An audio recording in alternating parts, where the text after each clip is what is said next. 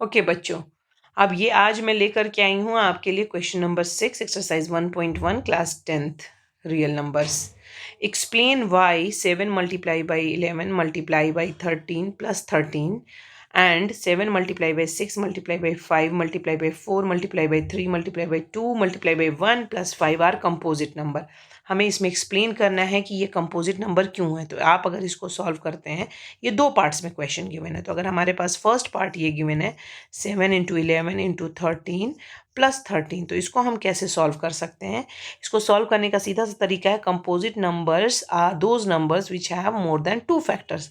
इसमें हम मोर than 2 factors दिखा देंगे। तो ये दो टर्म है हमारे पास, ठीक है, पहला टर्म और दूसरा टर्म। इसमें से हम क्या करेंगे, इसमें से हम एक नंबर कॉमन ले लेंगे। अब आप देख रहे हैं 13 दोनों में कॉमन है, तो अगर हमने 13 कॉमन ले लिया तो ये क्या बचा 7 इंटू 11, और यहाँ से क्या बचा प्लस ये 13, जब हमने इसमें से कॉमन ले लिया तो यहाँ बचा 1, ठीक है। कॉमन का मतलब उस नंबर से इसको डिवाइड कर देना है। अब आप देखिए आपके पास क्या बचता है, ये 77 प्लस 1, इसको हम लिख सकते हैं 13 इंटू 78। अब आप देख रहे हैं किसी भी नंबर को उसके दो फैक्टर्स में हमने डिवाइड कर दिया। फॉर एग्जाम्पल अगर मैं इसको लिखूँ 15, अब 15 अगर हमें बताना है कंपोजिट है कि प्राइम है, आप इसको कैसे लिखेंगे 3 इंटू 5, क्योंकि 1 एंड 15 इसके अलावा हमारे पास दो और फैक्टर्स 3 और 5 मिल गए। सिमिलरली अब हम यहाँ पे यही चीज़ कर सकते हैं, हमें ये किस नंबर से हमें कोई मतलब नहीं कि क्या वो नंबर है, मल्टीप्लाई करके नहीं देखना है। तो 13 इंटू 78 हमारे पास आ गया। अब एक इसका स्टेटमेंट लिखेंगे और this question will be done. तो यहाँ पे लिखेंगे सिंस द नंबर हैज़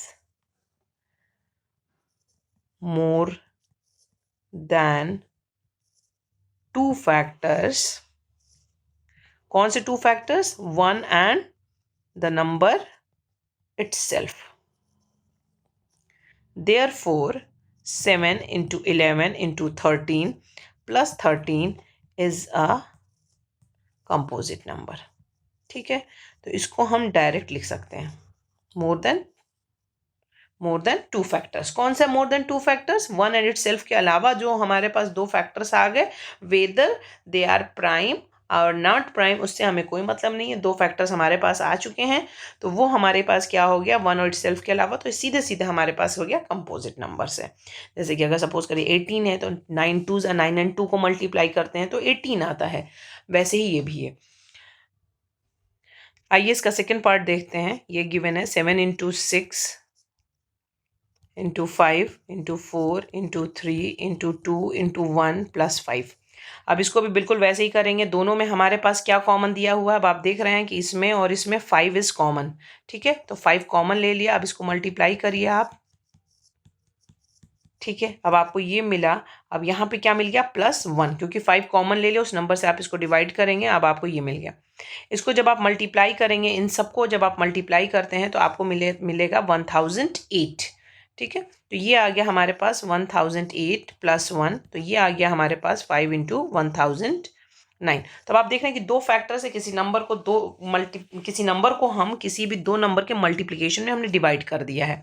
तो इसको हम क्या लिख सकते हैं, since the number has 2 factors other than 1 and the number itself। तो अगर किसी नंबर के 1 एंड इटसेल्फ के अलावा अगर कोई फैक्टर्स होते हैं तो वो क्या हो जाता है, वो कंपोजिट नंबर हो जाता है। बस यही हमारा रीज़न हो गया, और इसको अब हम डायरेक्ट लिख सकते हैं 3 into 2 into 1 plus 5 is a composite number.